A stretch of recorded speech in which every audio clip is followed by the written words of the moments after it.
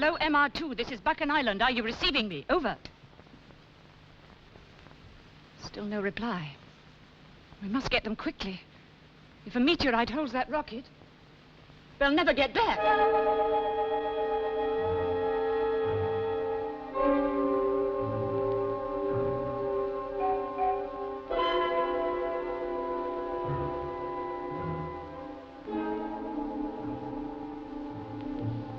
What's the tape recorder for?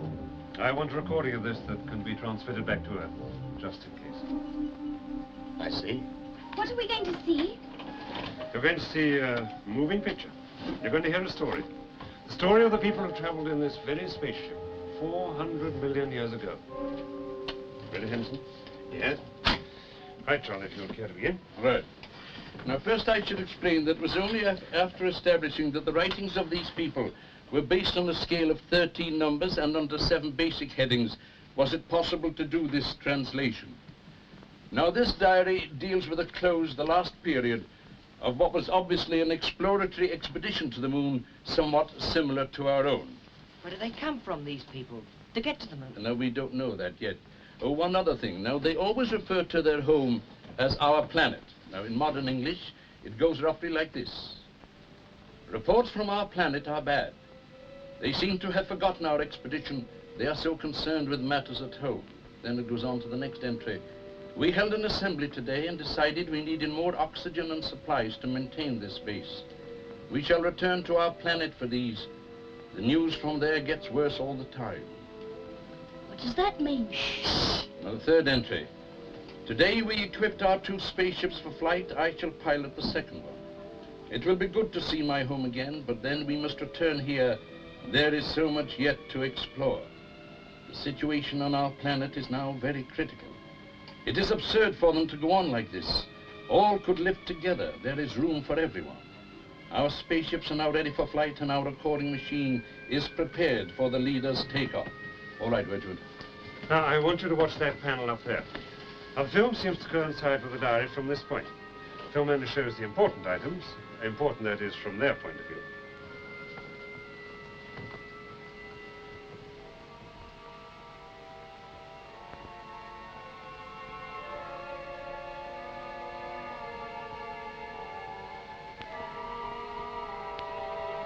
We traveled together. The journey was uneventful. Doctor, do we know how long this journey took? No, that isn't mentioned. Now, this is the arrival. We are now approaching our planet. There is much cloud. We have just had very bad news. Both sides are fully prepared now. This is sheer madness. Do they not realize what will happen?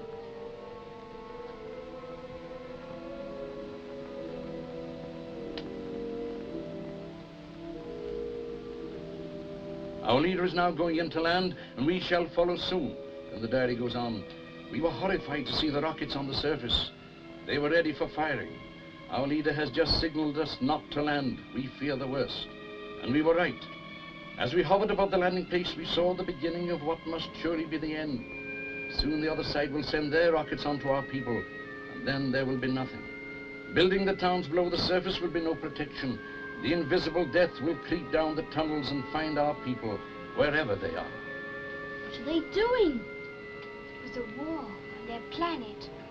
Oh, it's terrible. What do they mean? The invisible death. They must have meant radioactivity. Those were hydrogen bombs. This entry continues. We are now flying up out of the atmosphere. To stay would be certain death.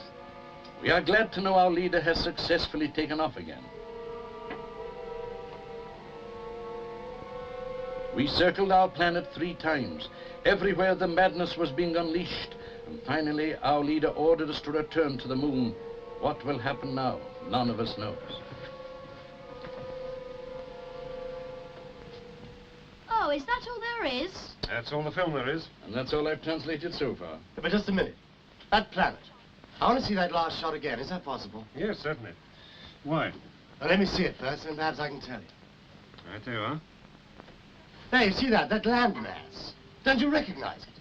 I believe that their planet was our planet, the Earth. There, you see that? On the left, that could be the Americas. On the bottom right could be Africa, and above it, Europe. The world was never like that. Oh, yes, Valerie, the world could have looked like that before the great continental drift. You see, for millions of years, the continents have been slowly moving apart, floating on the molten core of the Earth. Henderson, I believe you're right. Then were these people our ancestors? No, they could never have been our ancestors. But what Henderson is suggesting is that there have been two evolutions on Earth.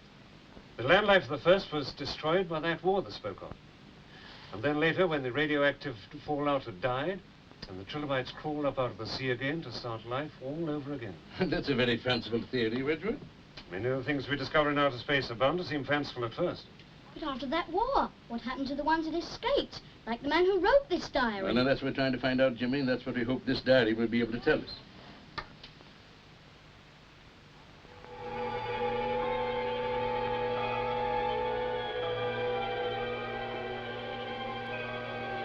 I see. Thank you, Greenwich. Will you keep us informed of any further changes? Right. Jean, there's been another report through from Greenwich Observatory. The meteoric bombardment is still increasing.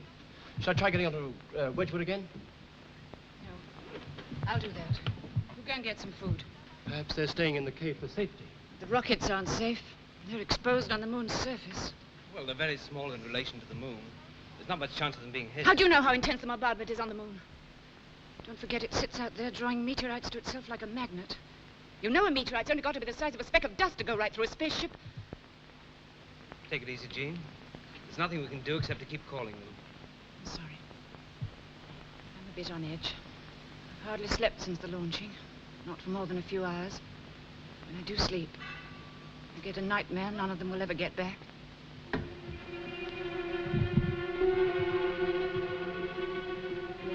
Hello, Buchan Island. Ian Murray here in MR1. Has Professor Wedgwood made contact with you yet? Over. Hello, Ian. We can get no answer from MR2. Over. Listen, Jean. There's a lot of meteorite activity showing on my radar screen. 3 have come down close to the rocket in the last 5 minutes. I don't know what's going to happen to us all if the next lot score a bullseye. Have you had any report of this activity on Earth? Is it going to increase? Over. Greenwich are watching it for us, Ian, but I'll get a message through to Professor Wedgwood as soon as I can. Over. All right. Thanks, Jean. You do that. And tell him not to forget that I'm stuck out here on my own. Over and out. What can Wedgwood do, Jean, even if he knows it's getting worse? Well, the moon's the attraction point. He might want to cut short the exploration. They'd be far safer in outer space. Yes, but he and the others are safe enough in that cave. I know they are. Provided there's a rocket left for them to come back in. Anyway, let's just keep calling them. Hello, MR2. Hello, MR2.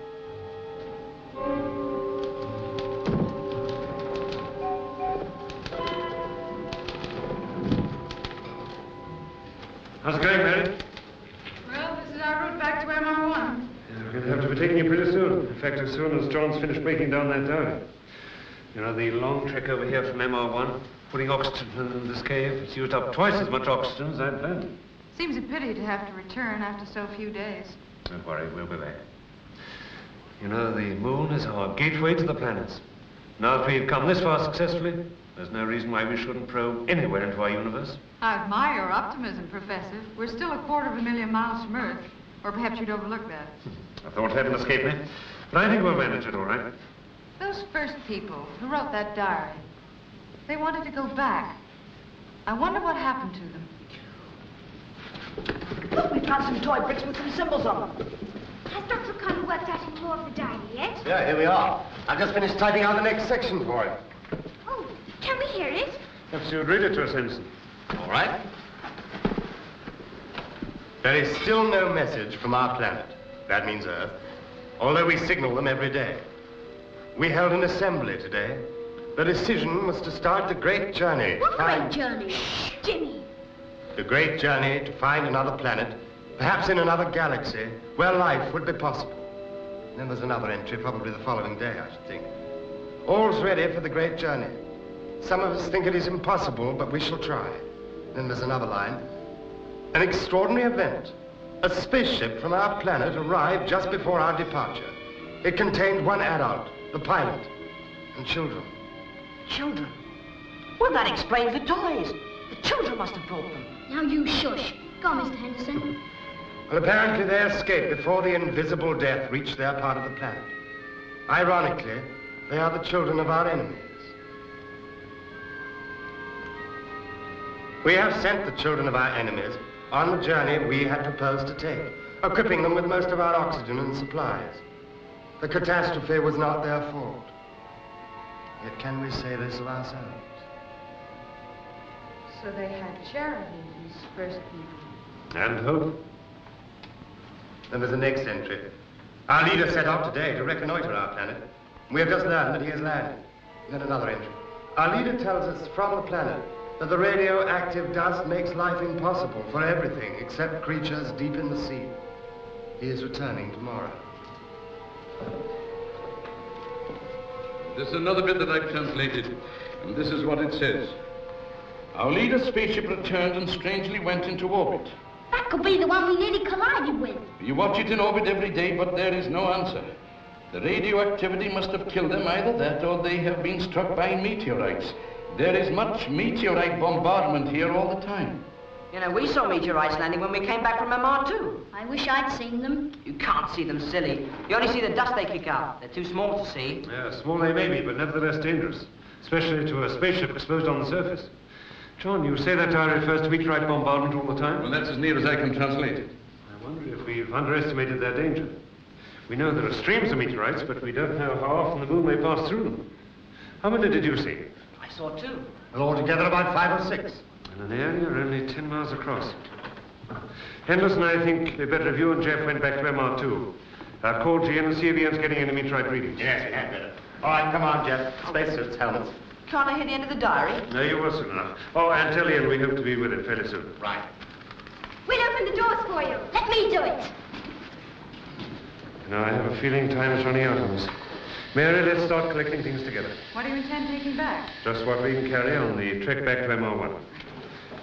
John, how long will it take you to finish translating that diary? Well, I can stop it now and continue it when we get back to Earth. No. No, better get it finished now. Yes. I see. Dr. O'Connell? Yes? Can you read the rest of the diary to us? Well, I don't know, it might be a little difficult. But you said it was so easy. Well, let us try, shall we? Our leader remains in orbit. Perhaps his ship will stay there forever. All the others have left the cave to take a last look at our planet. I remain here to complete this diary. Perhaps someday someone will read it. Perhaps life can start again in our planet. As they had courage. Go on, Dr. O'Connell. Now, this last entry seems rather more difficult to read, as if the writer were failing in his strength. I think it says, I've been thinking in these last moments how to preserve my body so that others may know what we look like. Think I have the answer. I'm going now to the caves. I wonder in these last moments whether the children will ever find another habitable planet, and if they do, whether they will have learned from the folly of their elders. That's all. What did he mean? I'm going now to the caves. He must be the man in the stalagmite. He went down there so that if anyone came afterwards, they knew what he looked like. But if everybody on Earth was dead, how did he think that anybody would come here? Because he had hope. And he was right. Even though it had taken us 400 million years to do it.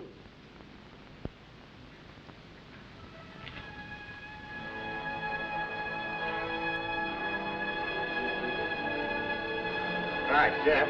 We on frequency? Yes, Mr. Henderson. Good. Hello, Earth. Hello, Backen Island. MR2 calling. Over. Hello, MR2. Backen Island here. We've been calling you for the past hour. Will you please tell Professor Wedgwood we have reports of a meteorite bombardment on the moon? Over. Well, yes, he was afraid of that. All right, Gene, I'll tell him. Oh, and Gene, can you put me on relay to MR1? Over. Right, putting you on now. Over. Hello, Ian. Henderson here. What are the meteorite readings on your radar screen? Over. I don't need to look at my radar screen. I can see them through the periscope throwing up dust as they hit the surface. Listen, when are we getting out of here? Over. We'll be with you shortly, Ian. Our research in the cave is almost complete. Over. Listen, whatever time you leave there, it will still take you 6 hours to reach me in the sea of vapors. And an awful lot can happen in 6 hours. Over. Now listen, Ian, I'm going straight back to Wedgwood to report the bombardment. Over. All right. I'll keep my fingers crossed. Oh, by the way.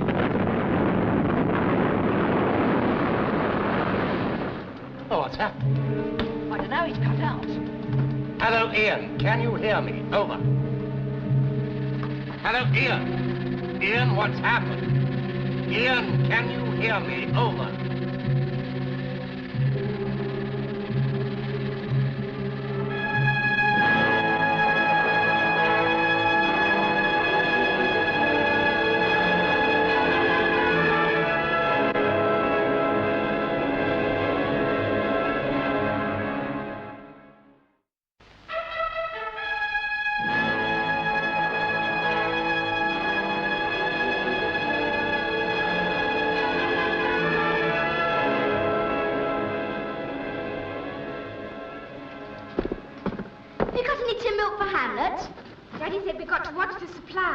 Well, Hammer's been watching the milk, and he wants some.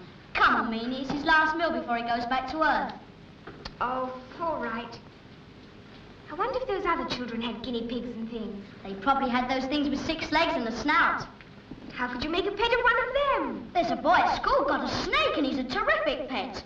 Come on, Hamlet, drink up. We've got a long walk ahead of you. Professor Meadows, do you know when we're leaving? We'll be going back to the rocket as soon as your father's finished in the caves. Here he is now. I've been looking at our petrified friend down there. He's going to be quite a problem. It would be a pity to leave him behind. Oh, I don't intend to. We can reduce his weight by chipping away some of the stalagmite until there's only about 1/8 of an inch covering. And we'll rig up a stretcher. Still be a problem to carry him 150 miles to MR1, though. John, have you got that all mapped out? Yes, I have a complete plan of the motors as far as we understand them. They're a fantastic piece of machinery, and they've still got some of the original atomic fuel in them. It's a pity we can't take that spaceship back with us. Well, we've still got a plan of it, and that's the main thing. Hey, Valerie, how about some of that tea, eh? Here you are, Daddy. But there isn't any sugar left. You didn't put enough in the supply rocket. Well, I wasn't expecting you three now, was I? Oh, here are the others. Dad, something's happened to Ian. Yes, his radio just went dead. He was telling us about the meteorites dropping, and then he went silent. I kept calling, and there was no reply. Our return rocket's been hit. Well, not necessarily. His transmitter might have broken down. How intense was the bombardment? Well, at the time, it was pretty fierce. It seems so past now. Without radio from MR1, how do we know what's happened? We'll know, because I'm going to find out. Mary, you come with me. Dad, can we come too? No, if anything's happened to the rocket, no point in us all getting stranded out there. But if the rocket's been put out of action, then we're all stranded anyway, aren't we? Nobody said it had been put out of action. It may have been damaged, but it may be only slight, in which case I'll repair it and call you back through Buckingham. But I expect it's only a radio fault. But Dad, Ian's a wizard at the radio, and we went on listening for 5 minutes. Henderson, I want you and Jeffrey back in MR2 for continual listening watch and to keep track on Mary and myself until we're out of radio range. Right. No, wait a moment, just... On second thoughts, I think O'Connell better go with Jeffrey. Me? Yes, I want that diary, description of the motors, and everything we've found in this cave radioed back to Earth. But can't we tell them all that when we get there? Yes, of course we can, Jimmy. This is just a precaution. What do you want me to do? I want you to stay here with Val and Jimmy. Keep their minds off what's happened. You don't really believe that transmitter's broken down, do you? He had an emergency one with him. He'd have used that if he'd known all right. Anyway, I think Jeffrey realized that. That's why I'm sending him for the Colonel. What do you expect to find there? Well, he may have lost some oxygen. But if the fuel tank's been hit, well, you know what liquid hydrogen will do in a temperature like this. We'll be lucky if we find a trace.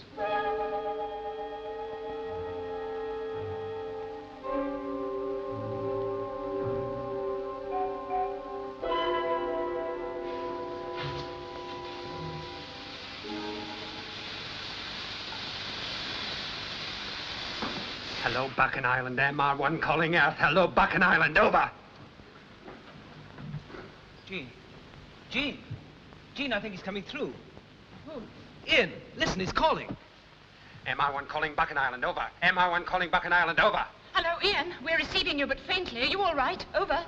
Yes, Gene, I'm all right. I'm using the emergency transmitter. Put me on relay to Lunar Base immediately. This is urgent, over. Right, Ian. Putting you on now. Over. Hello, MR2. This is Buchan Island. We've got Ian. Over. Hello, Ian. Jeff here. What's happened? Over. The rocket. It's been hit by a meteorite. All the oxygen has escaped. Over. What about the fuel? Ian, O'Connell here. What about the fuel? Check the gauges. Over.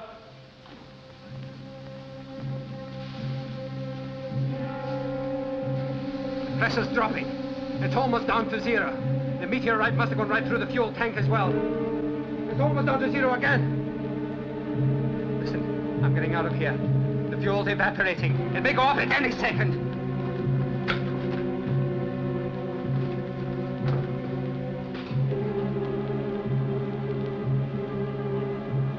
There's no answer. He must have gone. Perhaps it's happened already. If that fuel has reached combustion point, the rocket will already have blown down.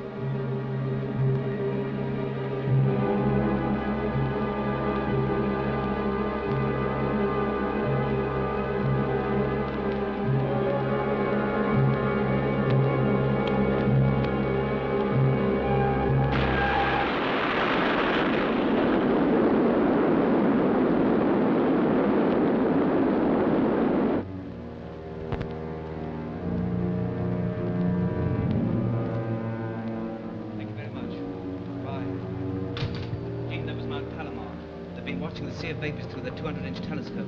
They've just seen a brilliant flash. MR1. I have to tell MR2. Poor Ian. Thank you, Beacon Island. Over and out. Perhaps Mount Palomar could be mistaken. No. Apparently they photographed the explosion. Wondered Ian got out in time. It would be luckier for him if he didn't. At least it was quick. Dr. O'Connell, this rocket, couldn't this rocket take off? Yes, it could just about take off, but it couldn't carry anyone.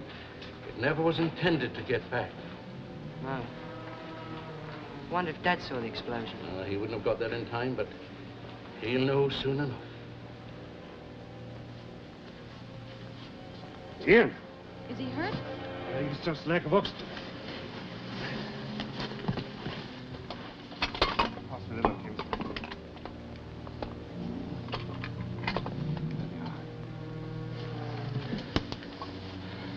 What happened, Ian? The rocket, MR1. I know, we saw from up there. I grabbed what oxygen I could and got out. You was vaporizing. There was nothing I could do. It was a meteorite. It's all right, Ian. We're going to get you back to the base now. See if you can get up. I'm all right. Now that I've got oxygen. It's no good looking in that direction, Professor. There's nothing left of it. We've got to get back to the others.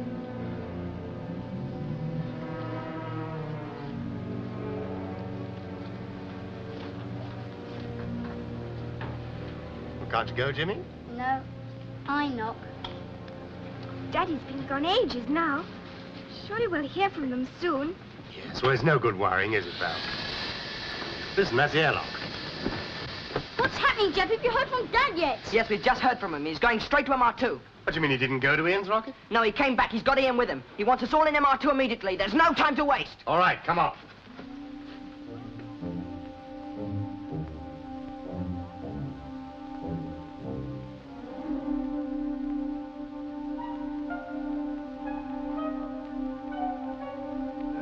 Position. However, we stripped this rocket down to its barest necessities. We've had to discard much of the drinking water, emergency transmitter, and much of the food supplies as well. Well, with these drastic reductions in weight, this rocket will just be able to take off from the moon, leaving sufficient fuel to land on the Earth. Unfortunately, however, it can only carry a payload of 250 pounds. That is to say, one adult and one child.